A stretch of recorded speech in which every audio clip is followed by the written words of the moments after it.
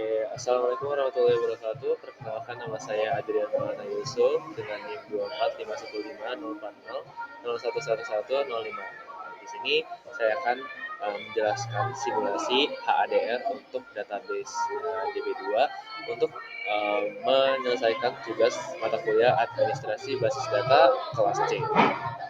Jadi di sini untuk melakukan simulasi HDR untuk tahap 1 saya melakukan persiapan infrastruktur yaitu menggunakan dua virtual machine.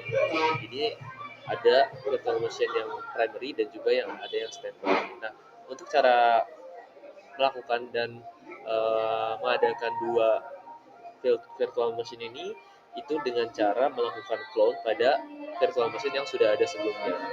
Jadi di sini menunya ada clone, jadi akan langsung dibuat dua virtual mesinnya dan ketika dijalankan dua-duanya maka juga akan bisa berjalan dua-duanya berdampingan seperti itu. Nah, untuk tahap selanjutnya ini adalah inisialisasi HADR-nya. Yang mana langkah pertama yang saya lakukan adalah persiapan di virtual machine yang primary terlebih dahulu. Di sini saya mengaktifkan archival logging yaitu dengan perintah sebagai berikut.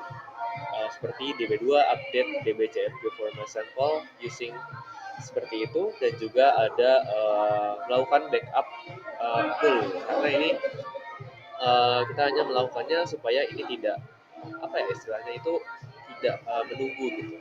Lalu di sini ada mengambil backup untuk standby gitu. Jadi si database ini kita backup ke sebuah directory yang mana ini nanti bakal dipakai untuk si yang standby nanti, si virtual machine yang standby.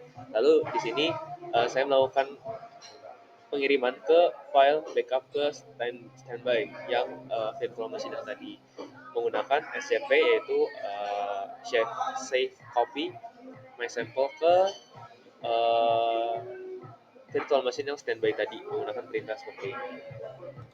Lalu selanjutnya pada langkah kedua saya melakukan persiapan di virtual machine yang standby. Nah, di virtual machine yang standby saya melakukan restore database.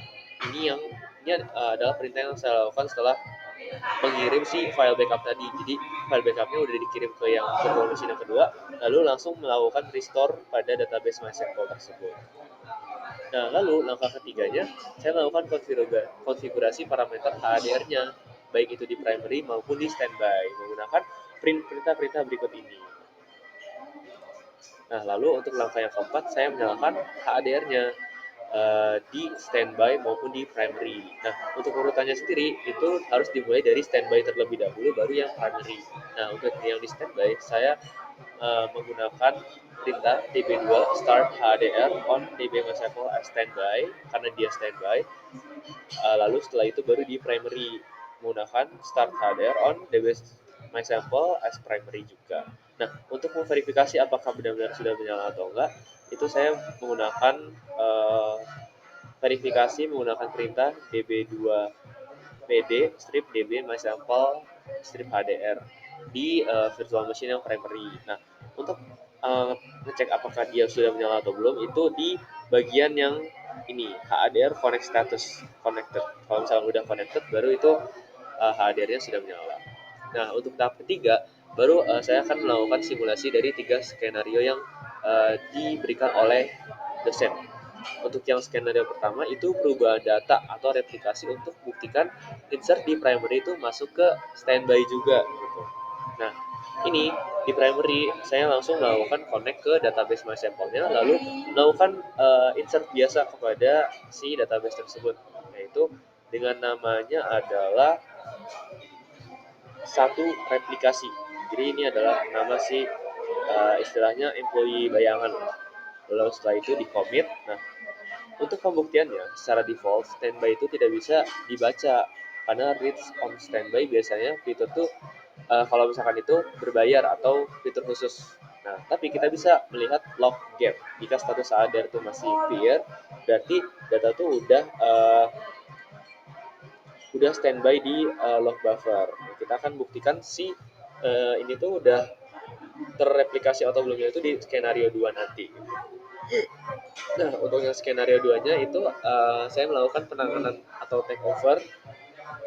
Jadi pada saat si primary-nya ini mati, standby ini mengambil alih jadi boss gitu. Jadi dia yang standby-nya menjadi primary. Nah itu pertama saya lakukan simulasi bencana dulu di primary. Misalkan si database-nya ini tiba-tiba hilang atau enggak rusak. Nah, maka di situ saya melakukan force application all, terus melakukan DB2 stop. Jadi benar-benar si database-nya itu di stop di primary. Lalu setelah itu saya melakukan take over di standby. Nah, menggunakan DB2 take over HDL on DB sample by force. Jadi di standby dia itu nge-take over HADR yang tadinya dipegang sama primary. Sudah deh. Wah, setelah itu saya lakukan verifikasi data untuk yang poin satu tadi. Nah, setelah yang di standby ini di-connectin, lalu di-select untuk com employees where employee number-nya 777, itu dia terlihat namanya adalah si satu replikasi tadi yang sudah kita tambahkan.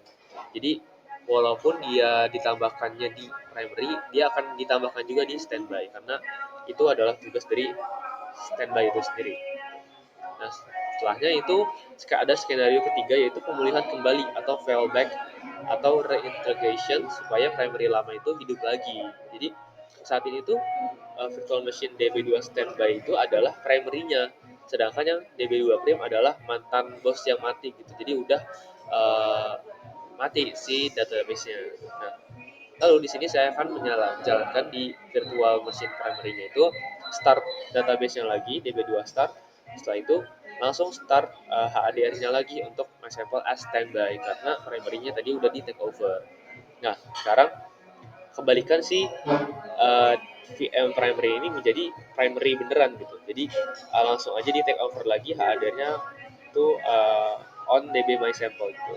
Sekarang kondisinya udah sehat lagi. Nah, tapi posisinya yang tadi itu kebalik tuh, VM standby jadi bos, sedangkan VM yang primary-nya bukan primary lagi gitu kan. Jadi setelah kita lakukan pengembalian ini take over lagi, nah si VM primary-nya ini sudah menjadi primary lagi. Nah, sudah selesai dari simulasi ketiga skenario tadi dari replikasi yang merupakan perubahan di primary itu juga terubah di standby, lalu ada failover, si primary-nya mati, lalu si standby-nya jadi primary, terus ada failback juga, si primary-nya itu hidup lagi gitu, hidup lagi, terus jadi standby, lalu jadi primary lagi.